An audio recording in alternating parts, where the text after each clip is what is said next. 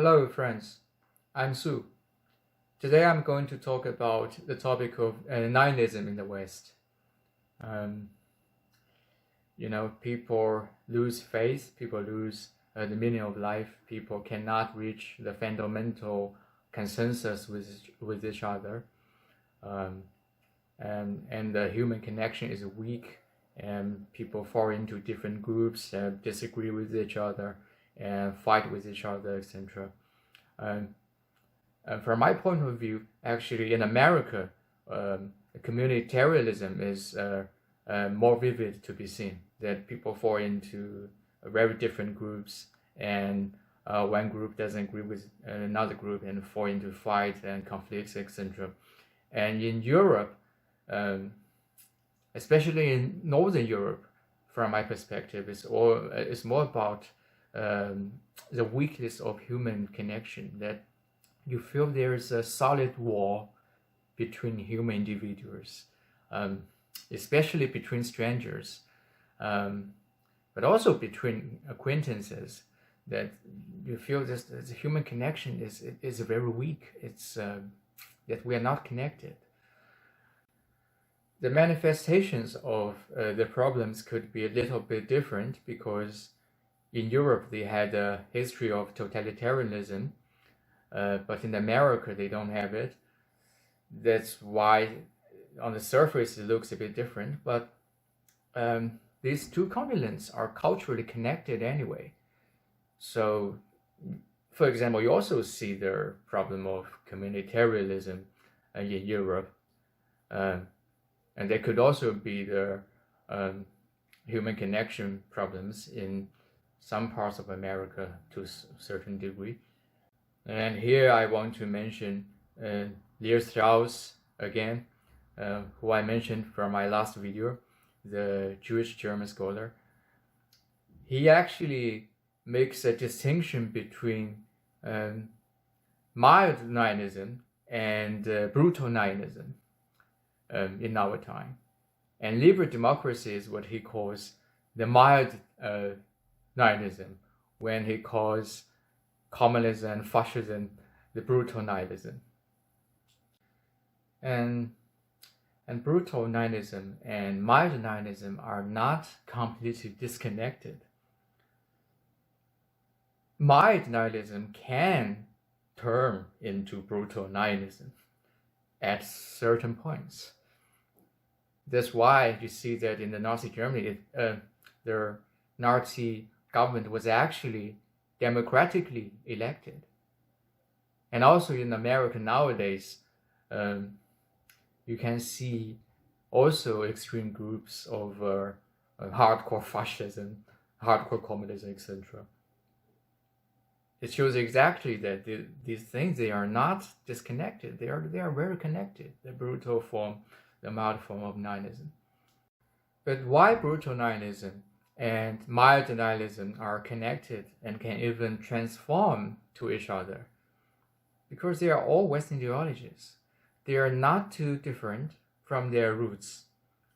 They are all result of the religious reform, the Enlightenment, the loss of Christianity, that people invent ideologies as the replacement of the Catholic Christianity, and they actually bear the same spirit of Christian God, but then they add something else and they call it ideologies. But it's just a secularized form of medieval Christianity. Now here's the point. I believe nihilism happens when human society loses its common ethics. And this is what has happened in the West. After the decline of religion, after the secularization of all the religious stuff, the society has lost its common ethics.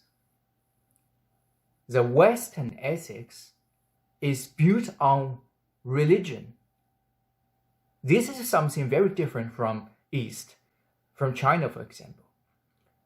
In China, religion was built on ethics. So if their religion is lost, there's no problem with the ethics. The ethics is still there. But in the West, the ethics were built on religion. So when the religion is gone, when the religious belief is gone in the modern time, the whole ethics system is being demolished as a whole. The Eastern religion in China are not strong religions at all. They are very weak religion, actually. They don't have strong conviction in one God or stuff. There's Taoism, Buddhism. They are all weak religion. It's they don't have authority on anything. It's very diluted. But the Chinese ethics is strong. It's something very solid, very fundamental in the society that guarantees the solidarity of a common society by means of strong ethics. This is something that has something to do with Confucianism, which was invented by Confucius about 2,500 years ago. Here's some knowledge I want to share with you. It's not something that everybody knows. Before Confucius' time, China actually worshipped one God religion. So more than 2,500 years ago, China was actually worshipping one God religion. It's a bit different from the Abraham religions. Not everybody has access to or have direct connection with God or stuff like that. It's kind of ritual monopolied by the royal family. In the feudal times, the king can worship the sky, one God sky. The sky god is the same. It's the same in Chinese culture. And the ministers worship land as a way to collaborate with kings worshipping of one God sky. But when Confucius comes, what he did,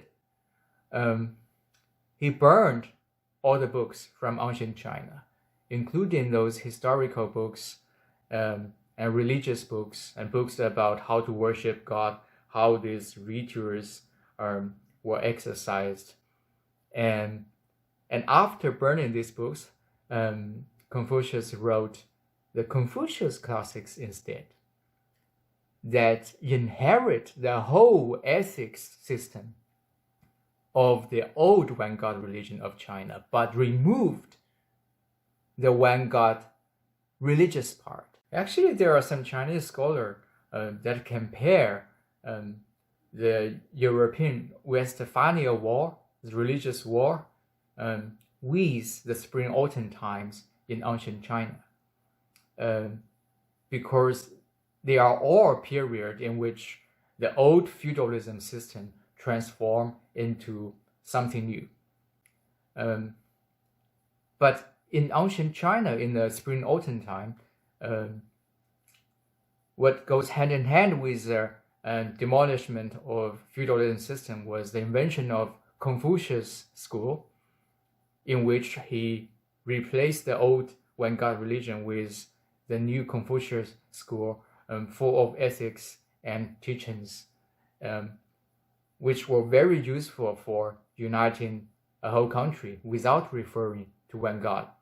But in the West, after the Westphalia War, what happened was Europe fell into different modern sovereign states, so to speak. And you have many countries, and some of them believe in Catholics, the old Catholics, some of them believe in Protestant or Lutheran or whatever. It seems to me that if in the 17th century you have someone like Chinese Confucius in Europe that can inherit all the old ethics of Christianity but remove the religious part, and successfully built a new system of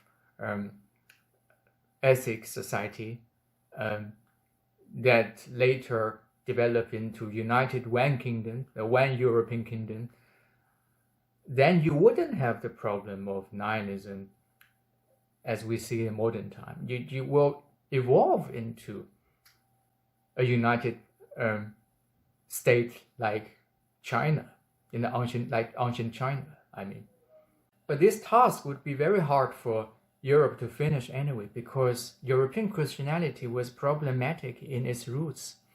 If you read from Michael Hudson about his research on Syria, Alexandria, and St. Augustine, and you see how these people invented Trinity, original sins, indulgences, Inquisition, etc. Even in early days not in early days, but in the Roman times, that replaced the early preachings of Christianity. So the Christian doctrines become problematic even since the Roman times. That's why it's very hard to preserve its original ethics. And here I want to mention a bit about another religion, Islam.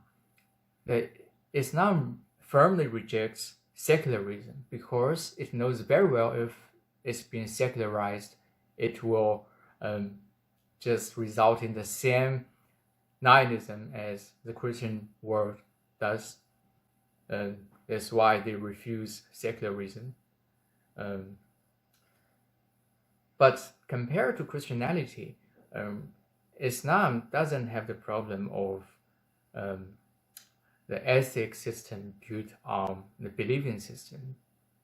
In my opinion, they are intertwined within each other, not one built on another. Their ethics is their religion. Their religion is their ethics. They are kind of united in one that cannot be separated. This is something very different from Christianity. And the reason is that the Catholic Christianity always require a middleman in between people and God.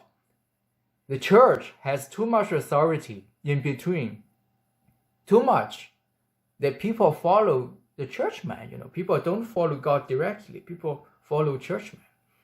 And this creates a very big gap, actually. This separates the ethics from the faith in God. But in Islam, that everybody can just pray to God, can connect with God directly. That's why their ethics and faith in God cannot be separated. It's very interesting if you think about it. But the loss of ethics is only part of the reason of why modern Western nihilism takes place. In my opinion, what actually shapes nihilism is capitalism. What's so creepy about capitalism is not capital accumulation, is not by building centralized capitals, because otherwise it wouldn't be too different from the feudalism system. What's so creepy about capitalism is the process of capitalizing, about how capitalism treats all the objects, including human beings, as standardized, no different commodities. This is something very creepy, actually. It creates such objects in the first place with man-made boundaries in atomic, isolated sections with all-around ceiling. It commodifies everything into atomic sections, including air, space, time, human being, nature, everything. If we look at Nazi Germany, of how they built the army of so-called Aryan races, you can in certain ways say they're trying to commodify human race as well, to turn human race into standardized commodities. If you look at Soviet Russia, they actually try to create a kind of commodity of humanity, which is very bizarre, actually. If you read Solzhenitsyn's Gulag Island, you see how they turn everyone into exactly the same type of human being with a perfect communist humanity. And when people clap, everybody has to clap for the leader, and that you shouldn't stop because everybody was not stopping. You shouldn't stop, and if you stop, then you get problems because you are not the perfect kind of human commodity as others. It's very interesting. It sounds like science fiction, but it actually really happened in history. That when human beings were being commodified, you feel like they're creating bottles, they're creating Coca-Cola with the same type of bottles, with the same kind of liquid within. And human beings are just like products, like the snacks we eat with the same type of plastic bag. And by the way, I find plastic bags a very capitalized invention. It's perfectly shapeable in terms of what kind of product you want to seal, and it's also perfectly environmentally unfriendly. By the way, that's also why I don't like modern supermarket. I like the traditional market. I like the Arabic market. I like the ancient Chinese market. They have everything that you can see in front of you. It's very natural, and if you buy some, and they can pack you with paper or even leaves,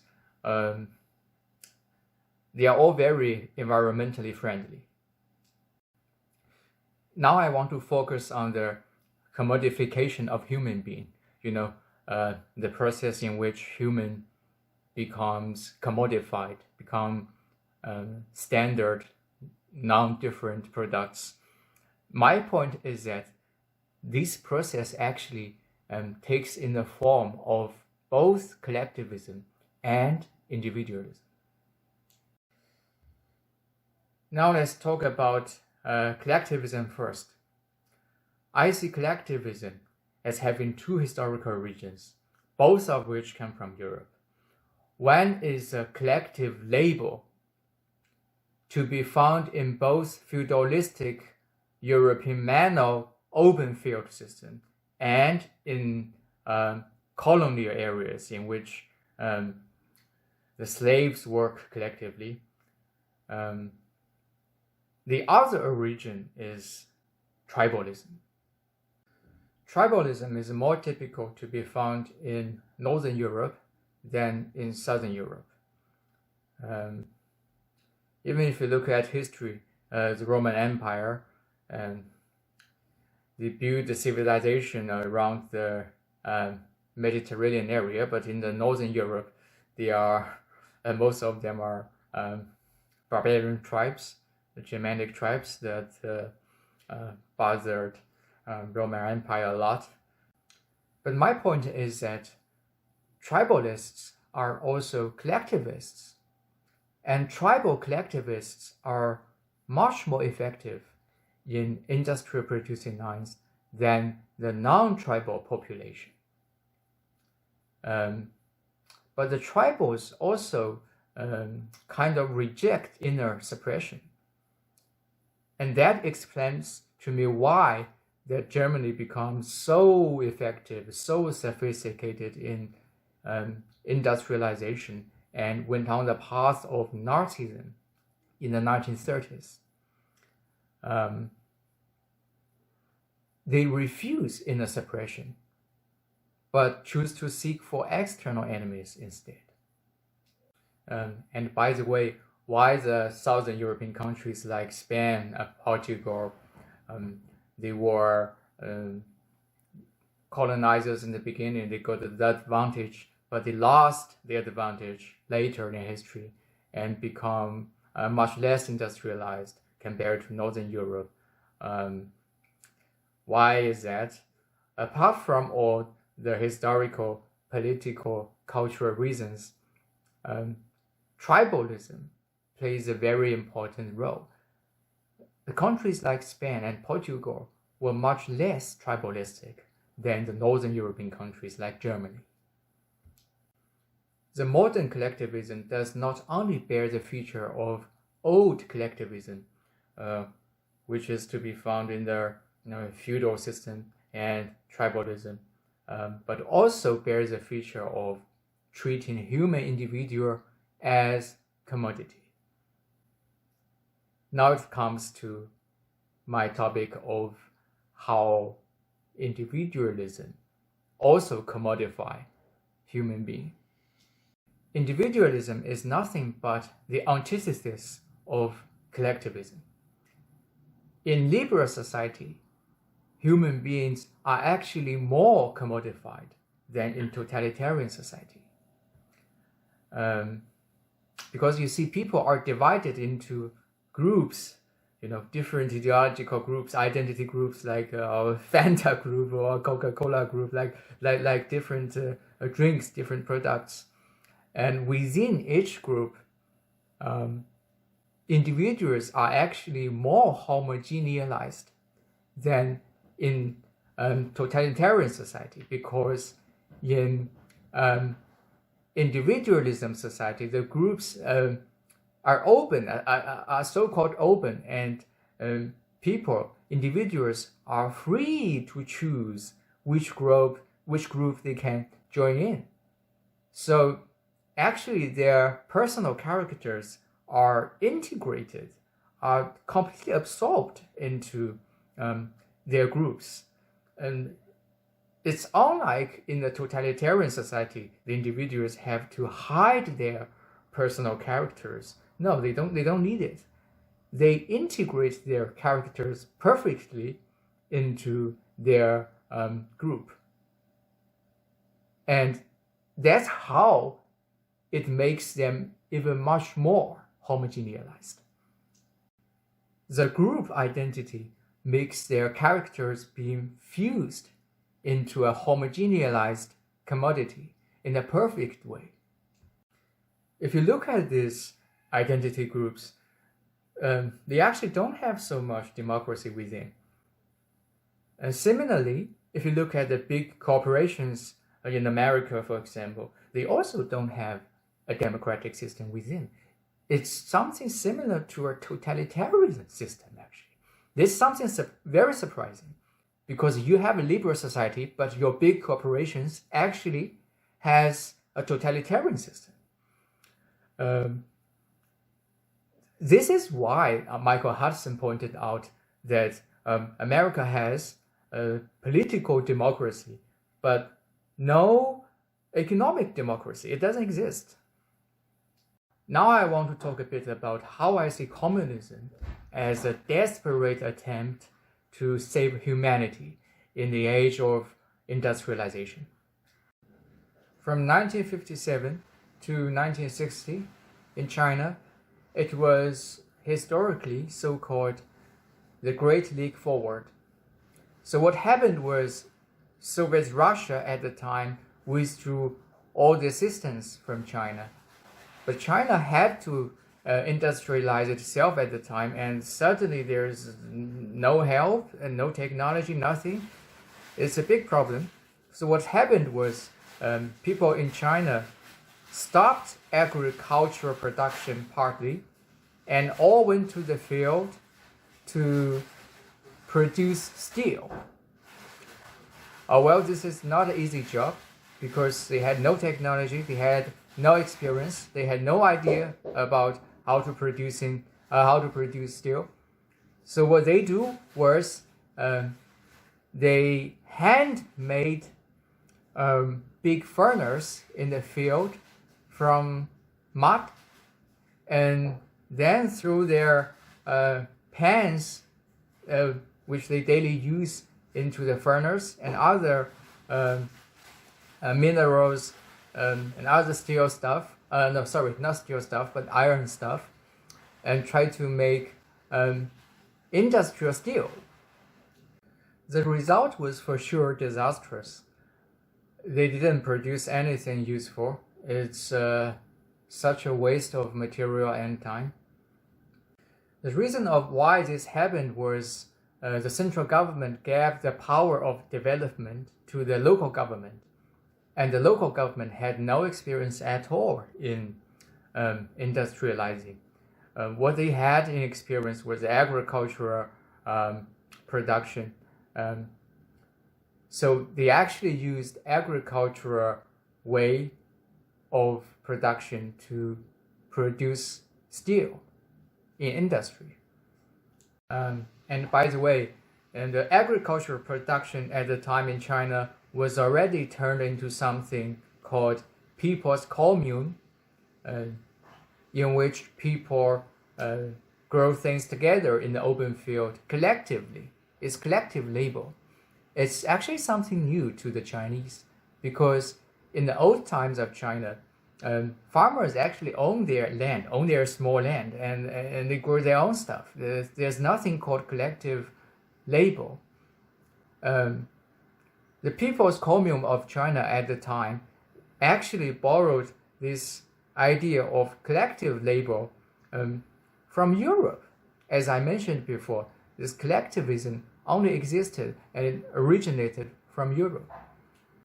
However, the fact that China built the People's Commune at the time and applied the agricultural way of production to industrial production was just a desperate attempt to develop themselves without sacrificing human connections. Because for Chinese, if you sacrifice human connections, it's just equivalent as sacrificing humanity. Actually, even People's Commune didn't work well at the time, precisely because Chinese people were not used to collective labor. Let's recap to the topic. Industrial capitalism attempts to capitalize and commodify everything, including time, space, air, water, human being, humanity, human dignity, etc.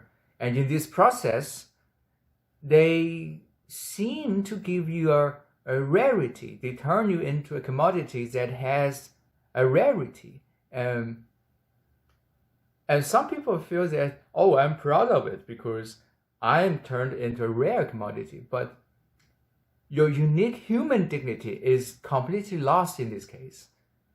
It's like, oh, someone praise you that you're like gold to me, but actually I never take such thing as compliment, because gold is just a commodity, it's kind of commodity, a rare one. But human dignity and human has a unique sense of his dignity that cannot be compared with any other things, so to speak. And this is also the problem with racism, in my opinion, because the racists kind of treat their own race as a rare commodity and treat other race as a not rare, a cheap commodity.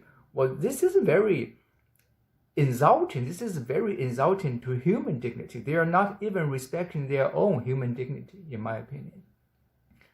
And when this process of capitalizing and commodification goes to the extreme, it enters the stage of financial capitalism that gives every commodity a price. But when you get a price, you lose your inner value.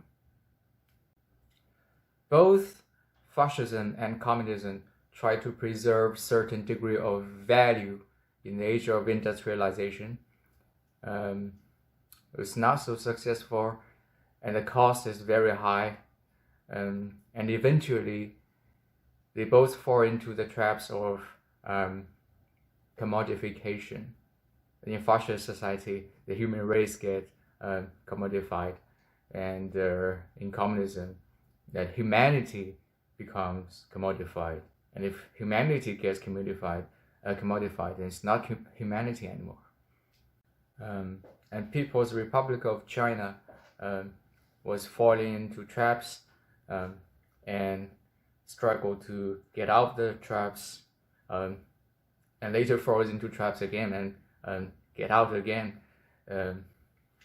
It's very difficult, but it also didn't lose its traditional political exercise of humanity. It's a kind of struggle. It's well, if I put it another way, it's like touch the stone, like get across a river, something like that.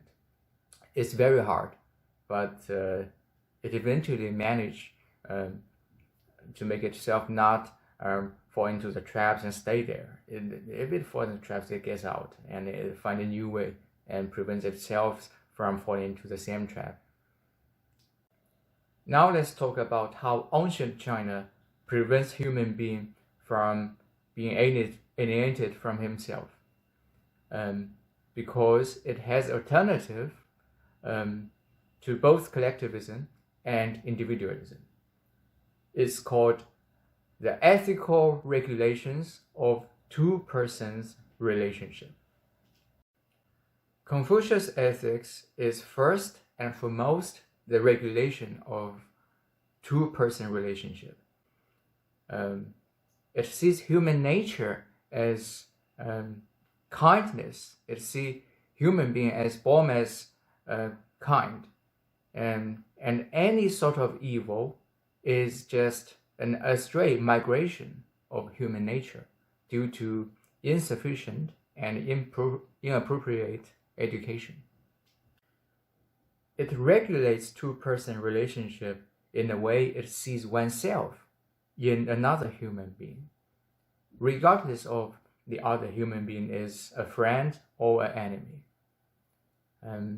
It seems to make an imploration of know yourself similar to Socrates, but it insists on achieving it through education. Confucius' teaching is not like Christian preaching. It's not monopolized by any authority, organization, or individuals. Because of the very developed paper technology, Confucius classics is very accessible to the public, especially from the Tang Dynasty on. However, Confucius ethics itself prefers the first education of the child to be done by the father of the family, and the secondary choice is the school or the moral intellectuals known in the area.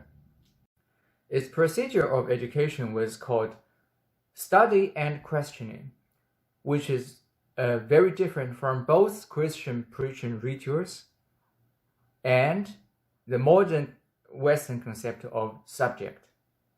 And it's actually comparable to Socrates' midwifery method of ask and answer. The difference is that Confucius' method is more flexible and can cover the whole population, whereby Socrates' method seems to be very limited to certain kind of groups in which there's at least one super intelligent man present. What's more important is that Confucius' teaching focuses more on the morality of the teacher himself. And it insists on behavioral teaching is more important than words teaching. It means the teacher's own moral and intellectual behavior plays the part of teaching, much more important than the words he says. It also tries to achieve a balance between studying and thinking. It tells you that studying without thinking only gets you confused, and thinking without studying gets you lazy. It regulates two-person relations with what it calls Tao of loyal and forgive. It's kind of balance. It's kind of emotional balance between you and another human being, and it also asks you to be kind, just, polite, wise, and trustworthy to a stranger you meet. it has an ethical regulation which it calls king, king, minister, minister, father, father, son, son. It means every person in his ethical position should do what he's supposed to do.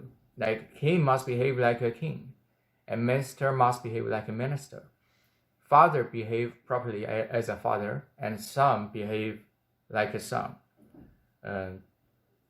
This is very specific regulations of the two-person relationship, of what exactly you should behave in your position in the ethical to human relationship. It gives more authority to a senior position, but it also gives them more responsibilities.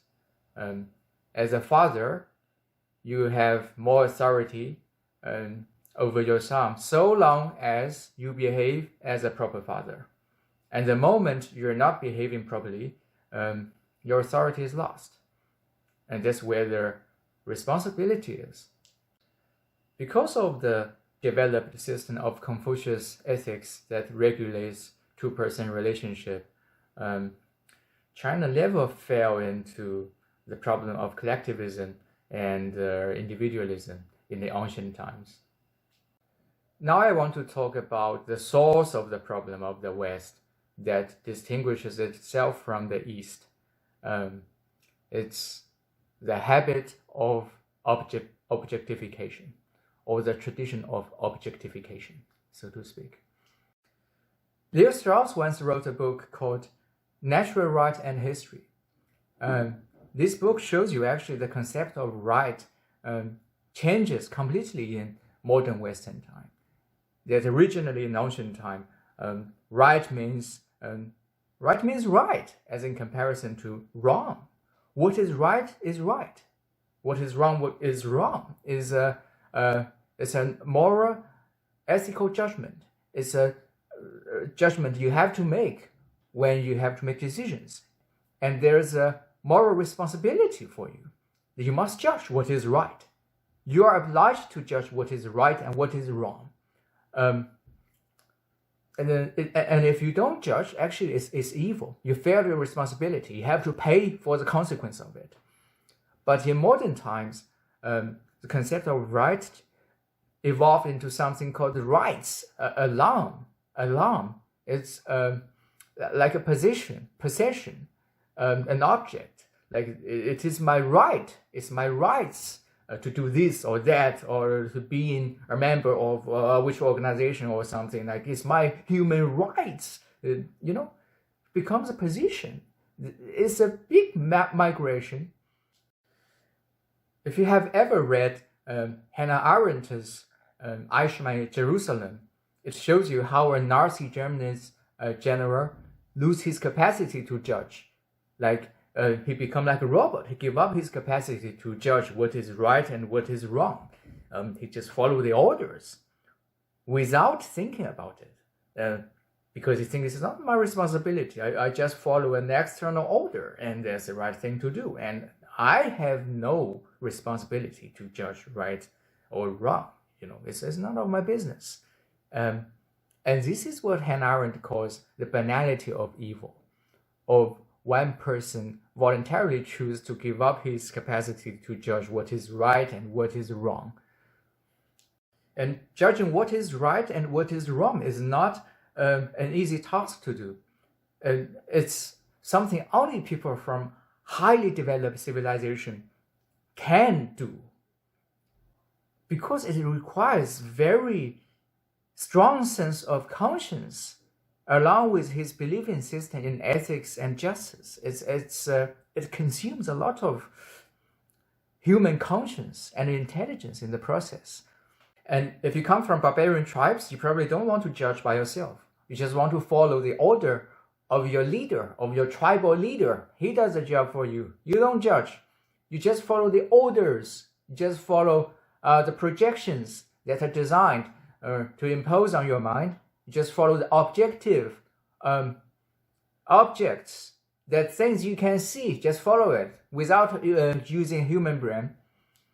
And human brain especially when it comes to human conscience, relies so much on empathy, on not objectifying your inner conscience, inner holiness immediately onto someone in front of you, for example, but keep it inside you, keep that holiness inside you, always.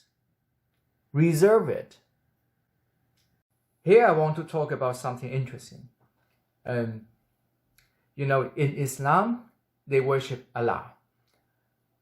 But Allah is not a visible God. It's not an idol. It's not something you see. So, in other words, their expression of inner holiness doesn't result in the objectification of it. They still reserve this holiness always in their mind. But if you objectify your inner holiness on an external visible object, a human idol, so to speak, then this holiness is gone. It's gone from your mind. It's like you throw it out like a garbage. You just throw it out and you start to follow something that is not holy at all. Even when I'm not a Muslim and I don't believe in Islam, I find Muslims' mindset, this inner holiness, inner piousness, very similar to Chinese Confucius' Tao of loyal and forgive. Strong empathy that comes from the preservation of inner holiness prevents you from objectifying another human individual through any sort of projections. It can also offer you a very healthy mindset that prevents you from falling into either collectivism or individualism, because you're just treating another human individual as another I trapped in another human body. Well, maybe some people would say that, well, I don't care. I don't want to have empathy. I don't care about others. I'm selfish. I only care about myself. But if you don't want to preserve any holiness, inner holiness at all, and keep objectifying it and treat others like garbage, actually, you will lose this inner humanity within you eventually. And this is not a good feeling. Actually, you will become like walking zombies, like without humanity. And you feel like your mind, your body, your mentality becomes so empty and you can't handle it anymore. And you become drug addicted. And maybe you commit suicide one day. I'm not joking. It's also something similar Socrates said to Thrasymachus, that justice is not just about making benefits, the interests for the stronger ones, regardless of the weaker ones. Just ignore them and do bad things to them. This is not like that, because eventually it will harm the so-called stronger himself.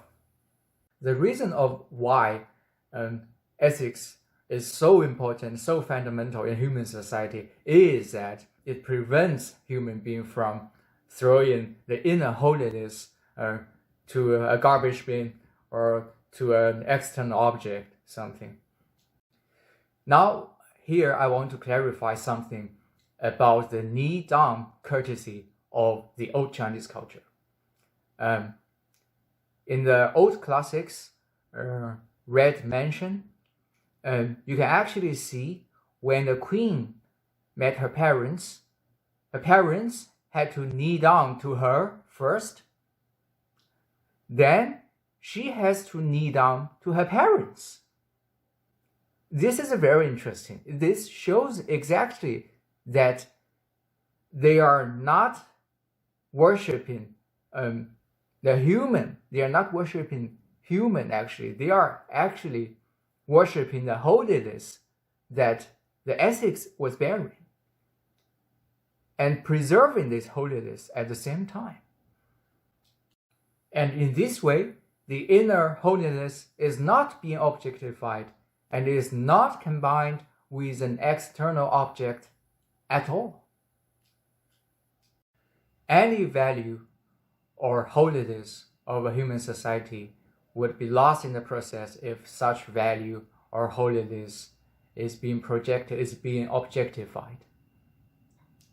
And objectification could also mean objectification of negative emotions in the forms of projections, for example. You throw projections, bad projections on others, and it will destroy human relations completely.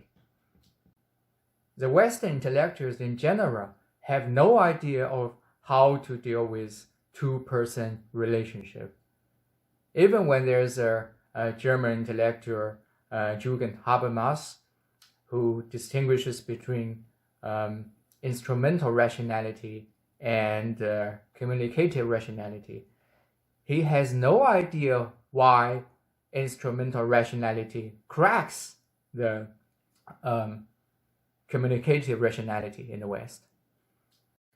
Philosophers like Hegel, Nietzsche can only imagine their two-person relationship in the form of master-slave relationship.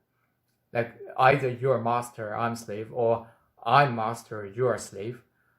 Well, this is so pathetic. This is pathetic.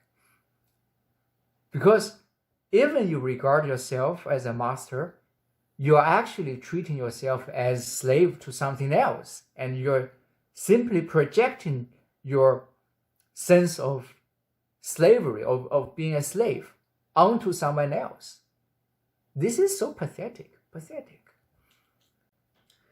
I believe there was something seriously wrong happened in the ancient Roman times that poisoned the Western mind consistently, even till nowadays. In Michael Hobson's research, he shows you the early days of Christianity, the early days of Jesus preaching. There was something called the Jubilee year, that your debt would be forgiven in certain conditions. Like, for example, you suffer from natural disasters when you are a farmer and it's not your fault. And if it results in bad debt, such debt can be forgiven in the Jubilee year. But this concept of Jubilee year was removed somehow and replaced completely by the Roman Catholics. And if we also look at the origin, the etymological origin of the word debt is connected with guilt, with Schuld in Germanic language, which means that if you are a criminal and you did some damage to some victims, you killed them or you disabled them, then you have guilt, and then you have to pay a fine, and then you're in debt. And debt originally refers to this sort of thing.